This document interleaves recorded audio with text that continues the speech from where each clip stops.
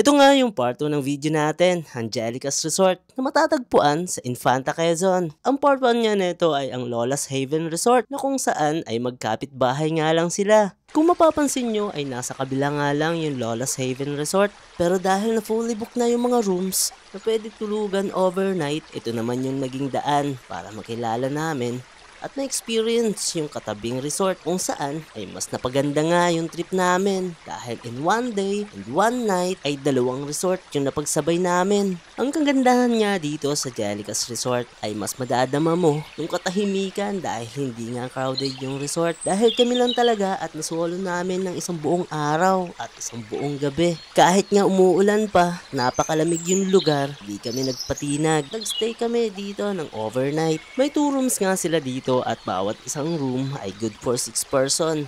At nakuha lang namin ito ng 2,000 bawat isang room. Overnight na nga ito at free entrance na rin. Ang masasabi ko lang ay maganda nga yung Angelica's Resort for family outing or yung kasama buong tropa. Dahil nga masosolo nyo yung buong place at magkakaroon kayo ng privacy dahil kayo nga lang sa resort. Uy, Kuya Broy, ano? Meron dito sa baba. Maliligo na ba tayo? Wala naman ano dun. Umuwi na pala. Maghapon lang pala yung tao dun. Ang balakang lang yan. Kasi may lumilipad dito. Hindi raw safe yung lugar na yun. Sa atin lang din safe. Kasi Oo nga, sa atin niya. Sige, hindi talaga. Inaabutan pa nga kami na nag-rent sa kabilang bahay. Pero umalis din sila sa di mapaliwanag na dahilan. Kaya naman sinulit na namin yung stay namin. wait lang. Tingnan lang baka kaya ng akin na sa balakang. Ito dyan tawalan. Kinagabihan niya, ito ang mga nangyari. Braya. Hello! Ayun pala ilaw. May ilaw pala sila. Hello!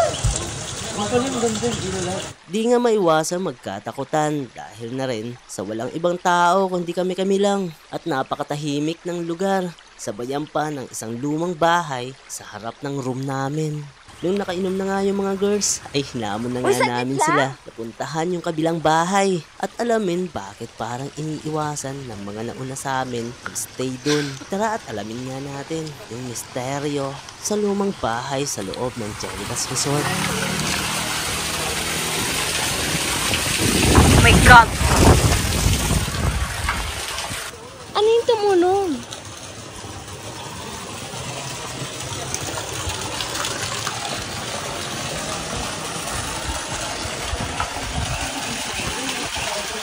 Yung tamang ba?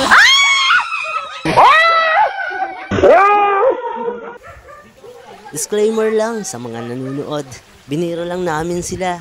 Enough ng kasama namin yung ilaw kaya sila biglang nagsigawan. Ang totoo niyan, nakaka-relax naman talaga dito at safe naman ang lahat. Kaya pinagpatuloy na namin ang gabing may multo, may inuman.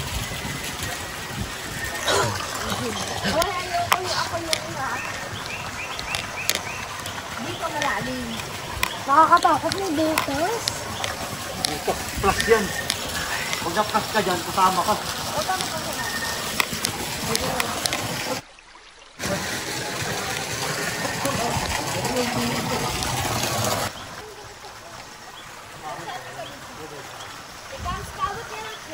Nakikita nyo naman yung taga GMA 7.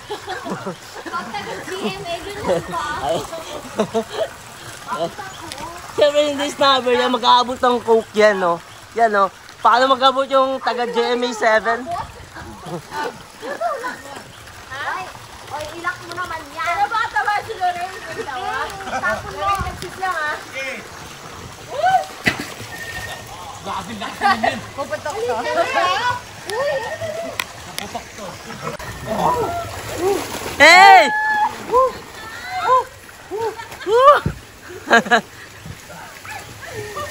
Ayaw mo ba? Ayaw mo doon? Maraming tao dito tayo ngayon. Ang dami na. Sa'yo na pa kayo.